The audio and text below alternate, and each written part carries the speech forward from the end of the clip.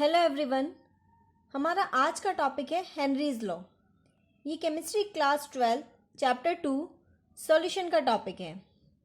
Henry's law explain करता है the effect of pressure on the solubility of gases in liquid. आज के इस वीडियो में हम हेनरीज लॉ से रिलेटेड इंपॉर्टेंट पॉइंट्स देखेंगे और न्यूमेरिकल्स करेंगे। टेक्स्ट बुक के न्यूमेरिकल्स और कुछ ऐसे न्यूमेरिकल्स जो कॉम्पिटिटिव एग्जाम में पूछे गए हैं। तो चलिए वीडियो स्टार्ट करते हैं। उससे पहले अगर अभी तक आपने मेरा चैनल सब्सक्राइब नहीं किया है तो उसे सब्सक्राइब कर लीजिए ताकि आपको लेटेस्ट वीडियोस के अपडेट्स मिलते रहें। तो चलिए स्टार्ट करते हैं। गैसेस की सॉल्युबिलिटी प्रेशर से अफेक्टेड होती है। देखिए, गैसेस होती हैं हाईली कंप्रेसिबल। तो जब हम गैस को लिक्विड में डिसॉल्व करते हैं तो जैसे जैसे हम प्रेशर बढ़ाते जाएंगे गैसेस की सॉल्युबिलिटी बढ़ती जाएगी। यही हेनरीज लॉ भी एक्सप्लेन करता है। हेनरीज लॉ के according the solubility of a gas in liquid is directly proportional to the pressure of the gas. यानी गैस का जो प्रेशर है, गैस लिक्विड सरफेस या सॉल्यूशन के ऊपर जो गैस है वो लिक्विड सरफेस पे या सॉल्यूशन पे जितना प्रेशर डाल रही है वो प्रेशर डायरेक्टली प्रोपोर्शनल होगा गैस की सॉल्युबिलिटी में। तो हेनरीज लॉ का स्टेटमेंट है mole fraction of a gas in a solution is proportional to the partial pressure of gas over the solution. यहाँ जो गैस की सॉल्युबिलिटी है उसको मोल फ्रैक्शन में एक्सप्रेस किया गया है और वो सॉल्युबिलिटी किसके प्रोपोर्शनल है? Partial pressure of gas over the solution. यानी गैस उस सॉल्यूशन के ऊपर कितना प्रेशर डाल रही है। तो इसका देखिए एक्सप्रेशन हो जाएगा partial pressure of gas is directly proportional to mole fraction. यानी जैसे जैसे प्रेशर बढ़ेगा गैस का, गैस की सॉल्युबिलिटी जो मोल फ्रैक्शन में दी हुई है वो इंक्रीज हो जाएगी। प्रोपोर्शनलिटी साइन हटाएंगे तो कांस्टेंट आएगा KH, that is Henrys constant. तो अब अगर हम ग्राफ प्लॉट करें between partial pressure of gas and mole fraction तो ग्राफ कैसा आना चाहिए? देखिए P इक्वल टू KHX है, यानी ग्राफ आना चाहिए स्ट्रेट लाइन और इसका जो स्लोप होगा वो बताएगा हमें हेनरीज लॉ कांस्टेंट की वैल्यू। हेनरीज लॉ कांस्टेंट जो है वो डिपेंड करता है on the nature of gas. अलग अलग गैसेस के लिए KH की वैल्यू अलग अलग होती है। साथ ही सॉल्वेंट बदलने पे भी हेनरीज लॉ कांस्टेंट की वैल्यू बदल जाती है। यानी अगर एक ही गैस की सॉल्युबिलिटी हम अलग अलग सॉल्वेंट में स्टडी करें तो अलग अलग सॉल्वेंट में गैस की सॉल्युबिलिटी अलग अलग होगी। इसीलिए अलग अलग सॉल्वेंट में गैस के लिए हेनरीज लॉ कांस्टेंट की वैल्यू भी अलग अलग आती है। Temperature dependence Henry's law constant का ये देखा गया है कि जैसे जैसे टेम्परेचर इंक्रीज होता है हेनरीज लॉ कांस्टेंट की वैल्यू भी इंक्रीज होती है। अगर किसी गैस के लिए हेनरीज लॉ कांस्टेंट की वैल्यू ज़्यादा है यानी कि उस गैस की सॉल्युबिलिटी होगी कम। देखिए कैसे, हम दो गैसेस कंपेयर करते हैं, दोनों का पार्शियल प्रेशर सेम है यानी कि ये वैल्यू सेम है। ठीक है, अब दोनों का अगर पार्शियल प्रेशर सेम हो तो कौन सी गैस ज़्यादा सॉल्युबल होनी चाहिए? ठीक है, सॉल्युबिलिटी मोल फ्रैक्शन से डिफाइन करते हैं। ठीक है, तो सेम प्रेशर पे जिसके लिए KH की वैल्यू ज़्यादा होगी तो उसके लिए मोल फ्रैक्शन क्या हो जाएगा? कम हो जाएगा, है ना। तो जिसके लिए हेनरीज लॉ कांस्टेंट की वैल्यू ज़्यादा है उसकी सॉल्युबिलिटी हो जाती है कम। चलिए इस टॉपिक से रिलेटेड न्यूमेरिकल देखते हैं। क्वेश्चन है if solubility of H2S gas in water is 0.195 m, small m दिया हुआ है, ठीक है ना। Calculate Henry's law constant. तो ये स्मॉल m क्या होता है? सबसे पहले स्मॉल m रिप्रेजेंट करता है मोलालिटी को। ठीक है, तो आपको यहाँ पे सॉल्युबिलिटी दी हुई है in the terms of molality और आपको निकालना है हेनरीज लॉ कांस्टेंट। यहाँ पे आपको एक कंडीशन और दी हुई है दैट इज STP। STP का मतलब होता है स्टैंडर्ड टेम्परेचर एंड प्रेशर। ठीक है, तो सबसे पहले तो हमें सॉल्युबिलिटी जो दी हुई है वो मोलालिटी के टर्म में दी हुई है, जबकि देखिए हेनरीज लॉ का जो फॉर्मूला है उसमें हमें सॉल्युबिलिटी दी होती है मोल फ्रैक्शन के टर्म में। तो हमें यहाँ पे मोल फ्रैक्शन चाहिए। मोलालिटी से हम पहले मोल फ्रैक्शन निकालेंगे। KH हमको कैलकुलेट करना है और प्रेशर STP बोला है यानी कि प्रेशर हो जाएगा हमारा 1 बार। ओके, तो देखिए प्रेशर तो हो गया हमारा 1 बार। अब हमें मोल फ्रैक्शन निकालना है। मोल फ्रैक्शन कैसे निकालेंगे? 0.195 m का मतलब हो जाता है 0.195 moles of H2S in 1000 gram of water. Molality को हम कैसे डिफाइन करते हैं? Number of moles of solute in 1 kg of solvent और 1000 ग्राम ऑफ सॉल्वेंट। ठीक है, तो यहाँ पे इससे हमें पता लग गया कि 0.195 मोल्स ऑफ H2S है 1000 ग्राम ऑफ वाटर में। ठीक है, अब ये वैल्यूज हम मोल फ्रैक्शन के फॉर्मूले में पुट कर देते हैं। मोल फ्रैक्शन ऑफ H2S हमें निकालना है, तो मोल फ्रैक्शन ऑफ H2S हो जाएगा number of moles of H2S divided by total number of moles, यानी number of moles of H2S and water. ठीक है, number of moles of H2S देखिए आपको दे रखे हैं 0.195। Number of moles of water कैसे निकालेंगे? वाटर का आपके पास में मास है, mass divided by molar mass अगर आप करते हैं तो आपके पास में number of moles of water आ जाएंगे। ठीक है, तो यहाँ पे पहले निकाल लेते हैं। Number of moles of water हो गया mass of water that is 1000 gram divided by it's molar mass that is 18। तो यहाँ से आपके पास में आ गया 55.5। ठीक है, अब इसको जब आप सॉल्व करेंगे तो आपके पास में मोल फ्रैक्शन ऑफ H2S आ गया 3.5 इंटू 10⁻³ मोल फ्रैक्शन यूनिटलेस होता है। अब आप हेनरीज लॉ कांस्टेंट निकालिए। हेनरीज लॉ कांस्टेंट के लिए ये फॉर्मूला यूज किया तो KH हो गया हमारा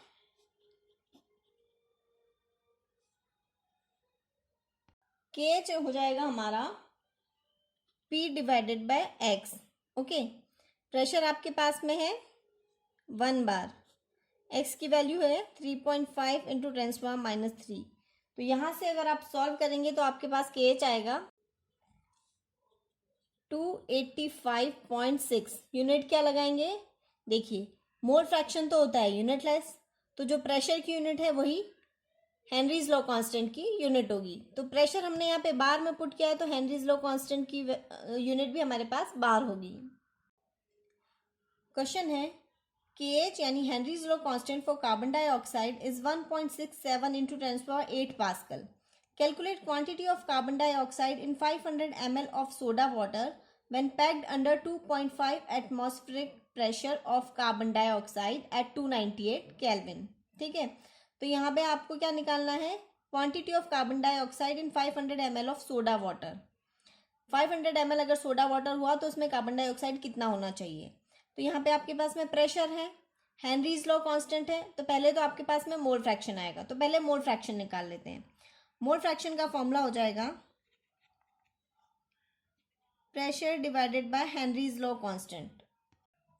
प्रेशर हमको दिया हुआ है 2.5 एटमॉस्फेरिक प्रेशर और हेनरीज लॉ कांस्टेंट जो दिया हुआ है वो हमें दिया हुआ है 1.67 इंटू 10⁸ पास्कल। दोनों अलग अलग यूनिट में है।